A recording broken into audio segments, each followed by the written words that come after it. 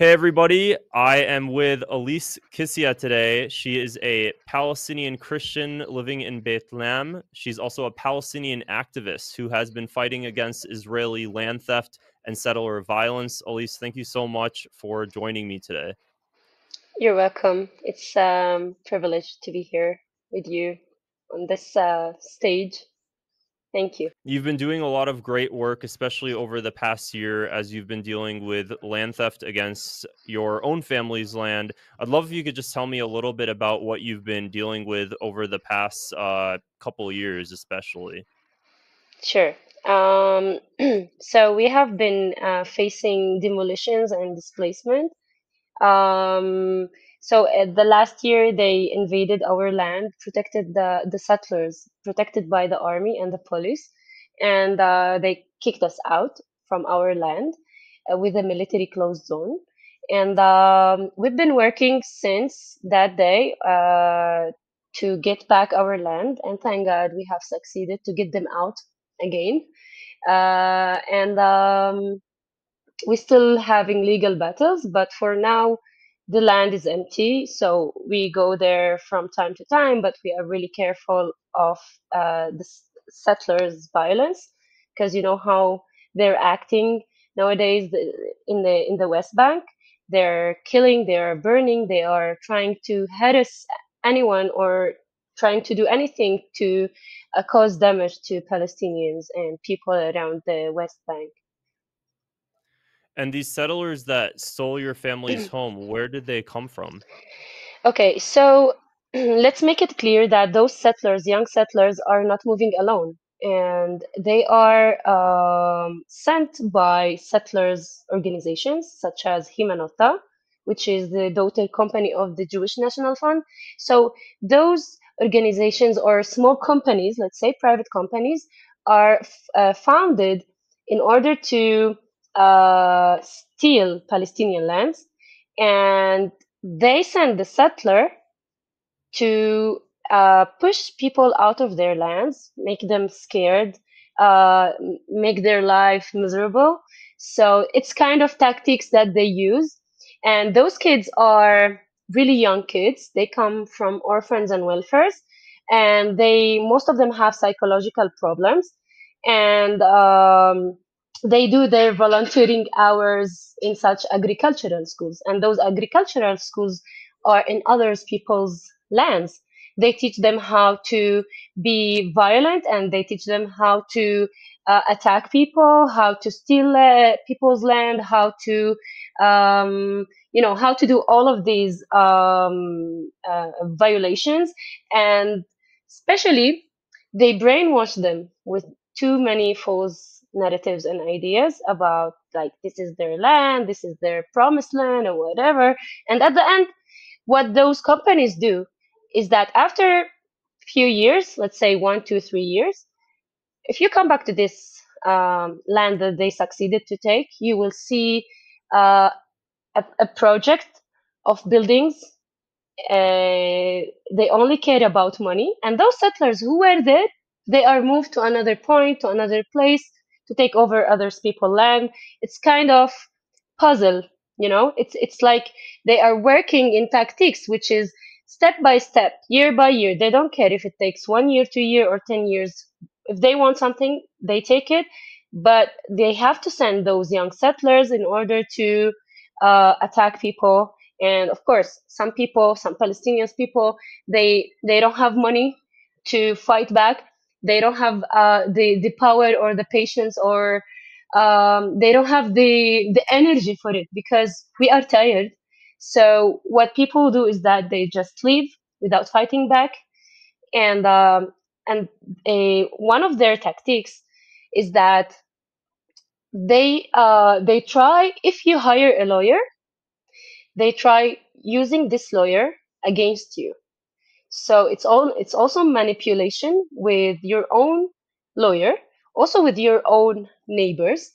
If, for example, this area is you have neighbors around, and those neighbors need to get their documents done through, for example, the civil administration, they offer them to come to them and finish their documents, and for example, to sign that their neighbor is this settler's company, which is, for example, Himnota, to in a way to try to register it legally, which is not legally, but in a way. So they are using also your own people against you, and they spread rumors that you sold the land many years ago. Of course, they forge documents, but they try to convince people around you that you sold the land. So whenever you try to say the truth, people turn against you. So there are many tactics, many ways that they take the land with the help of settlers, with the help of lawyers, with the help of your own people sometimes. So it needs lots of energy and lots of willpower to fight back. The Israeli government will threaten your lawyers and your neighbors in order to find incriminating evidence or to manipulate the situation in order to acquire and steal your land. This is kind of tactic that they use, especially in Area C, because Area C does follow the Jordanian ruling. It doesn't follow the Israeli rule, neither the Palestinian. Because in '67, when they occupied here, they followed the Jordanian ruling in order to take over the Area C and the Palestinian lands. So they founded the civil administration, which is an Israeli authorities that works in the West Bank. So whenever you want to get your documents done, you don't go to the Palestinian Authority or to the Israeli government. You go to the civil administration, which is a governmental institution that represents the Israeli government in the West Bank. So this institution is very corrupted. And if we go back in time, in 2008, there's an article about the corruption for this civil administration with Himnota, the daughter company of the Jewish National Fund, that and also with the help of two businessmen, Palestinian businessmen, and other Israeli businessmen, that they were trying to manipulate the law and try to forge documents in order to steal Palestinian lands. And until this day, they are doing so. I'm not really aware of who is involved with this from the Palestinian side, but I know, like, as much as they are strong, they can force anyone to be in their side, whether by bribe, by threatening them, by convincing them with deal exchange, like land exchange, um, money, anything.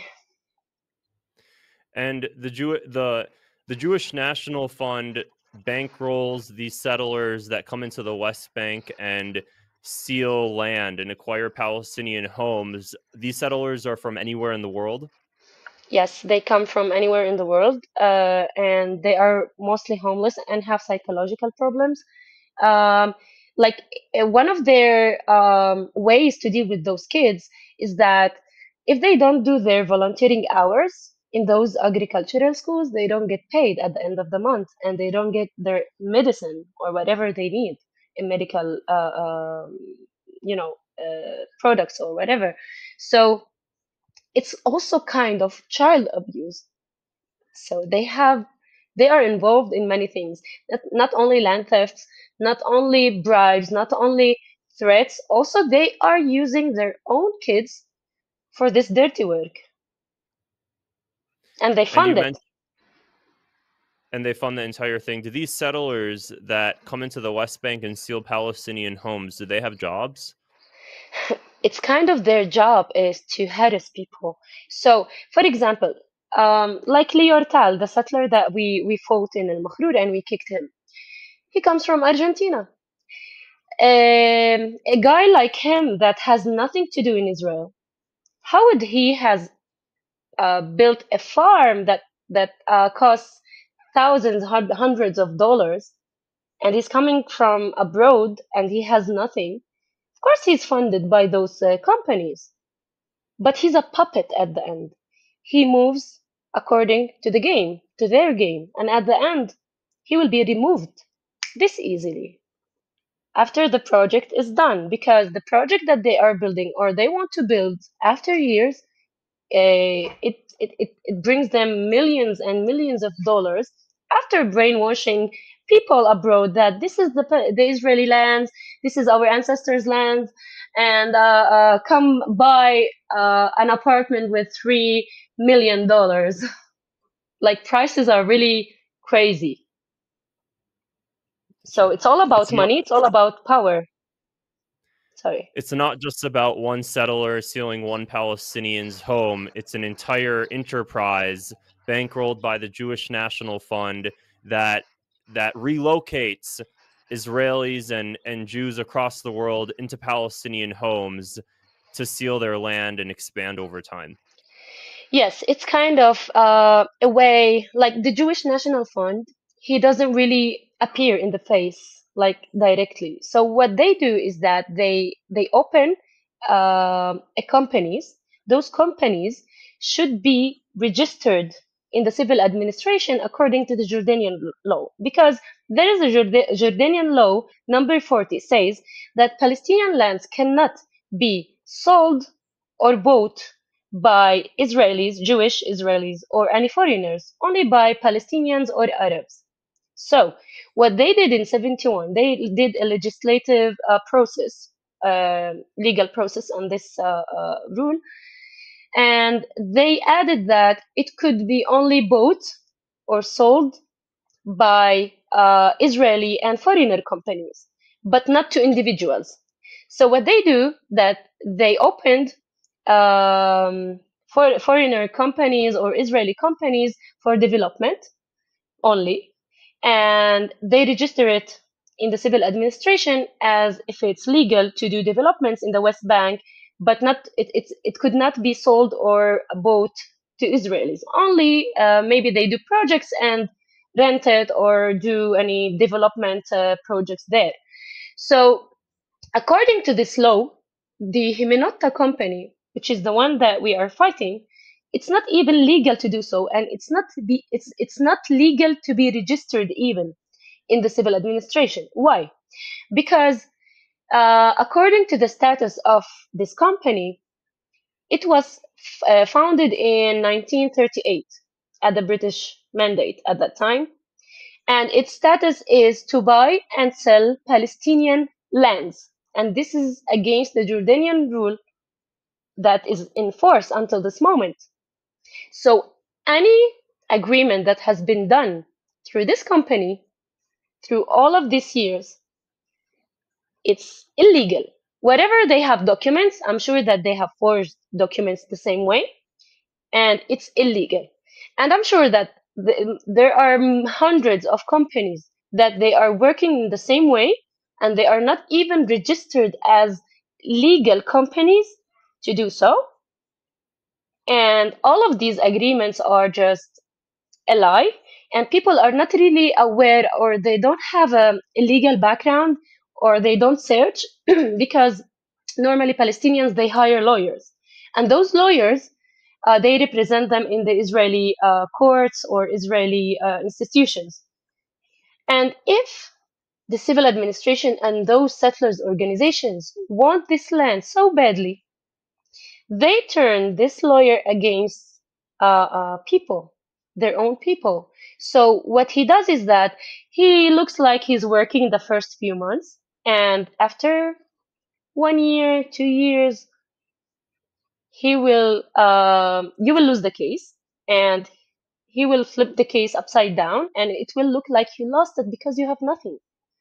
And he will not look for the legal list of companies that are registered in the civil administration.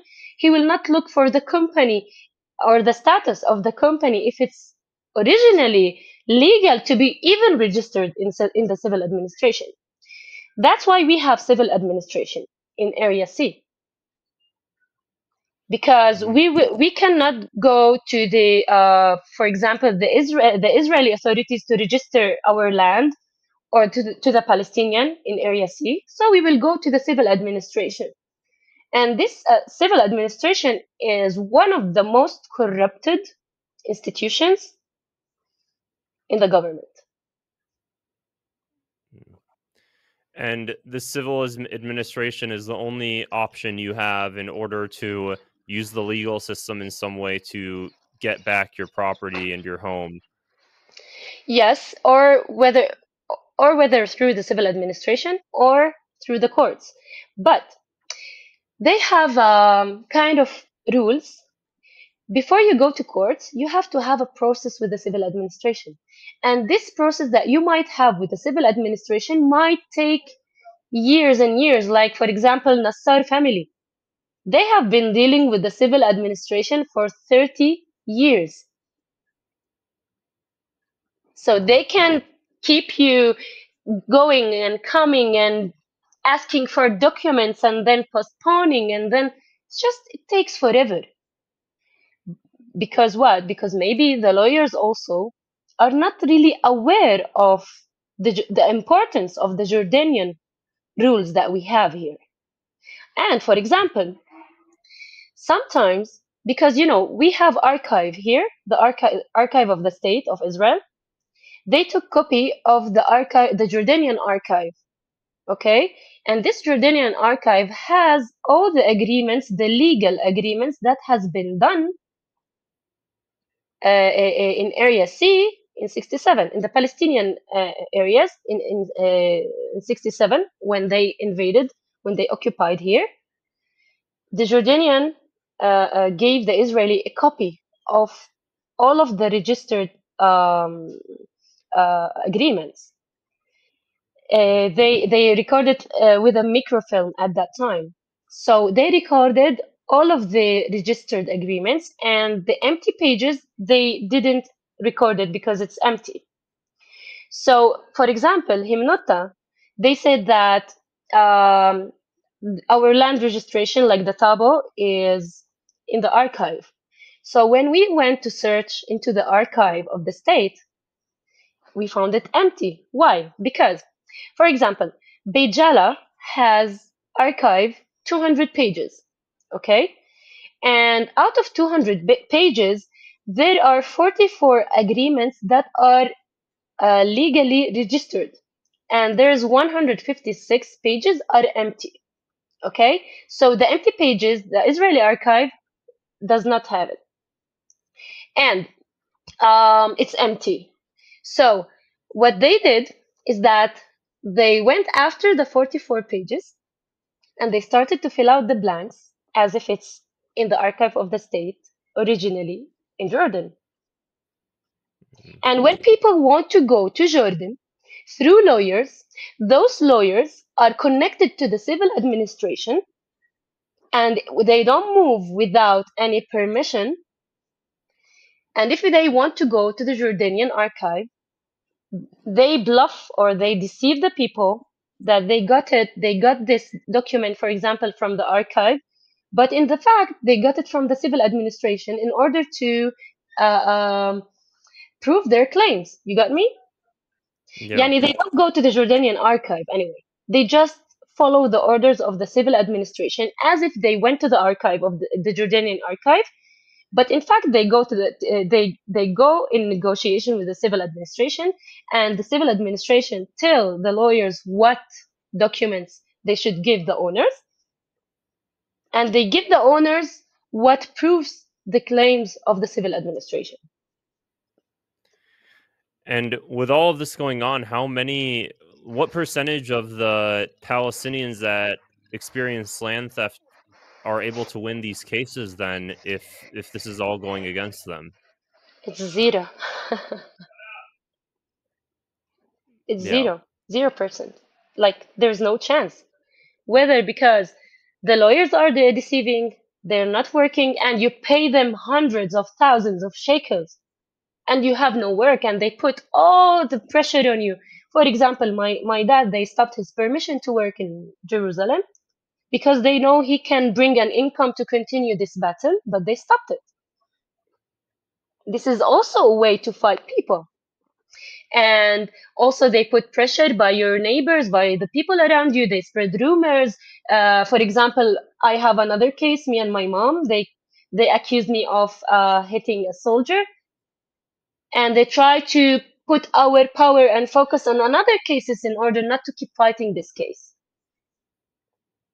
Mm. which the civil court has released us from, and we had no accusation at that time because we didn't do anything. We proved them wrong, but they are keep trying to make us pay more money for lawyers, pay more money for, more power, more energy. It's a way.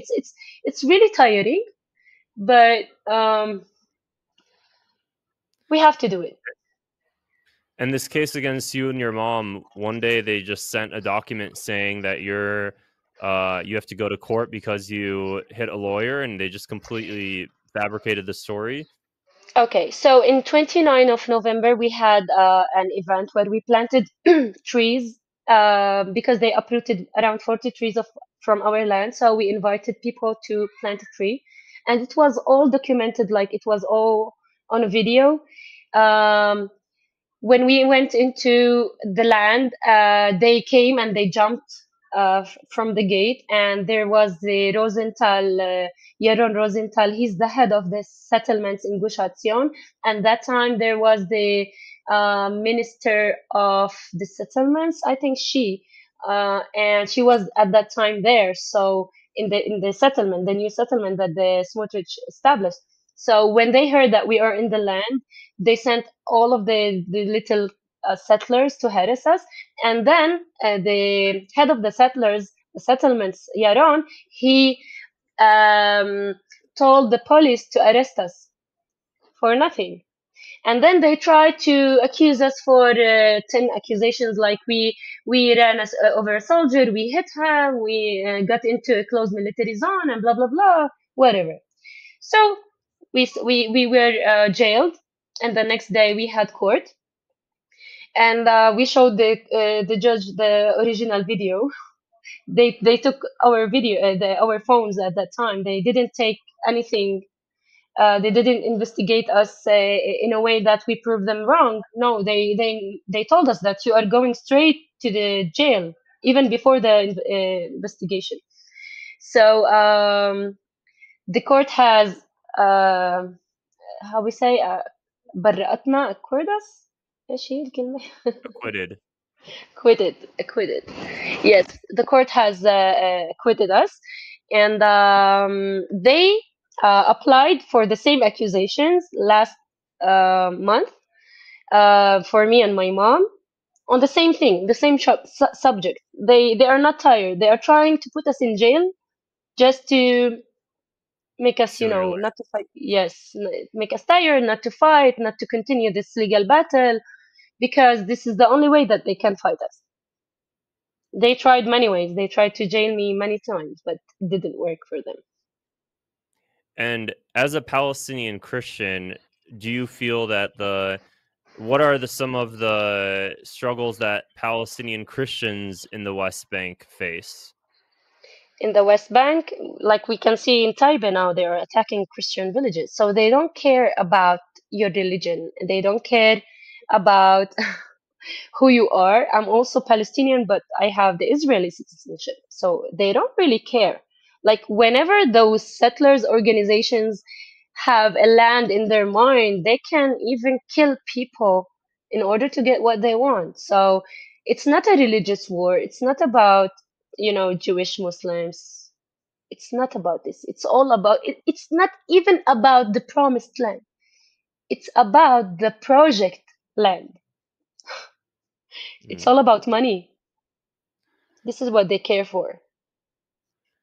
And in your home, when this all started, one day you were at your home, and all of a sudden settlers from Argentina come in and they say that they're going to take your land. Is that how this all initially began?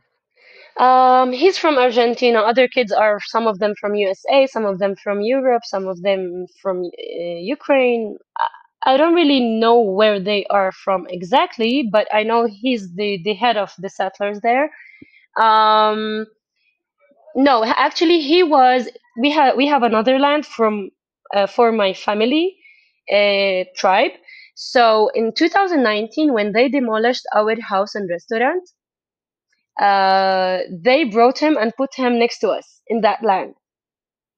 So in their social media, when they demolished our house, they had a drone filming everything, and they said Okay, after 15 years, we finally succeeded to get this invaders or intruders out of our land. They are talking about our land, but in fact, what they did is that they brought this settler and put him next to us, proving for their people that they have taken our land, but in fact they didn't.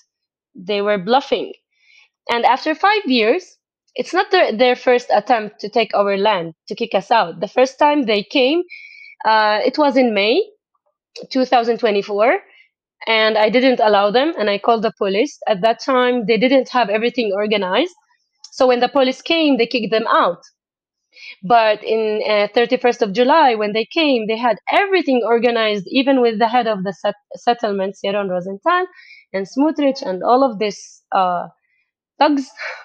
They organized the military closed zone, and this military closed zone does not belong to our area. It's for another area. But what they did is that they brought us the map of our land, our area, and stick it to the order as if it's this talking about the same area.